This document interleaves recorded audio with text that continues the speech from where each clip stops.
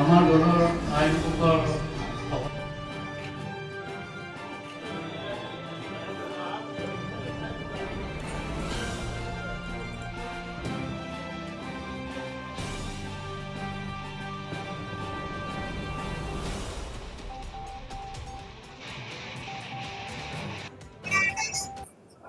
অসমৰ প্ৰাণ জুবিন গাৰ্গৰ মৃত্যু খবৰ আজি 1 মাহ পূৰ্ণ হ'ল। সেই উপলক্ষে আজি আমি অসম গণ পৰিষদ দলৰ কেন্দ্ৰীয় সমিতিও আজি আমি কেন্দ্ৰীয়ভাৱে আমি মুখ্য কাৰ্যালয়ত জুবিন গাৰ্গক শ্ৰদ্ধাঞ্জলি জনোৱা হ'ল।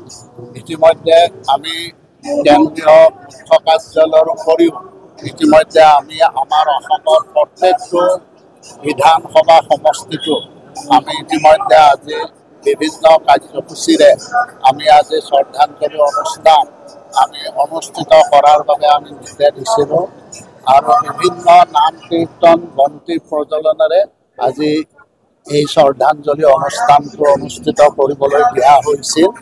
আজি এমাহ পূৰ্ণ হ'ল।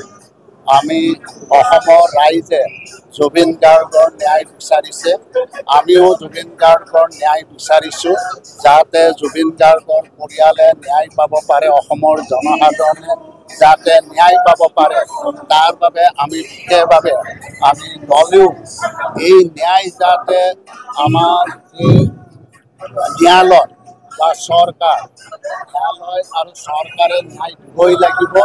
কাৰণ যিহেতু ইতিমধ্যে 5জন অভিযুক্তক গ্ৰেপ্তাৰ কৰা হৈছে, ইতিমধ্যে 7জনক গ্ৰেপ্তাৰ কৰা হৈছে আৰু এই সম্পৰ্কত ইতিমধ্যে CID SITও তেওঁলোকক গ্ৰেপ্তাৰ কৰি ইতিমধ্যে সোধা পোছা আৰম্ভ কৰিছে। ইতিমধ্যে 3জনক যি তেওঁলোকৰ পুলিচ কাষ্টডিৰ সময় পাৰ হ'ল, ইতিমধ্যে তেওঁলোকক ন্যায়িক জিম্মাত দিয়া হৈছে আৰু বাকী যি 2গৰাকী অমৃত প্ৰভা মহন্ত আৰু লগতে আমাৰ শেখৰ গোস্বামী ডাঙৰীয়াকো ইতিমধ্যে তেওঁলোককো গ্ৰেপ্তাৰ কৰি অহা 17 অক্টোবৰ তাৰিখে তেওঁলোকৰ যি পুলিচ কাষ্টডি অন্ত পৰিব, তেওঁলোককো বোধহয় ন্যায়িক জিম্মালৈ প্ৰেৰণ কৰিব।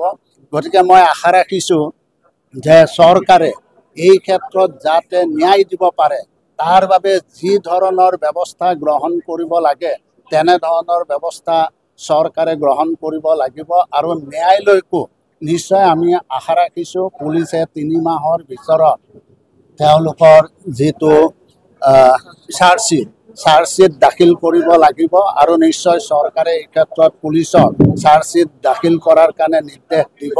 গতিকে আমি আশা ৰাখিছোঁ যে জুবিন গাৰ্গৰ যি সৃষ্টিৰাজি, এই সৃষ্টিৰাজি যাতে বিজ্ঞানসন্মতভাৱে সংৰক্ষণ কৰিব পাৰে তাৰ বাবে দলে ইতিমধ্যে আমি চৰকাৰক দাবীও জনাইছোঁ। ইতিমধ্যে মাননীয় প্ৰধানমন্ত্ৰীকো তেওঁক যাতে অসামৰিক সৰ্বোচ্চ যিটো সন্মান, এই সন্মান যাতে ভাৰত চৰকাৰে দিয়ে তাৰ বাবেও ইতিমধ্যে আমি দাবী জনাইছোঁ। গতিকে মই আশা ৰাখিছোঁ যাতে অসমৰ জনসাধাৰণে ন্যায় পায়, ন্যায় দিবই লাগিব আৰু আমিও ৰাজনীতিৰ ঊৰ্ধত থাকি নিস্বাৰ্থভাৱে জুবিনে যাতে ন্যায় পাব পাৰে তাৰ বাবে আমি সৰ্বতো প্ৰকাৰৰ প্ৰচেষ্টা আমি অব্যাহত ৰাখিম।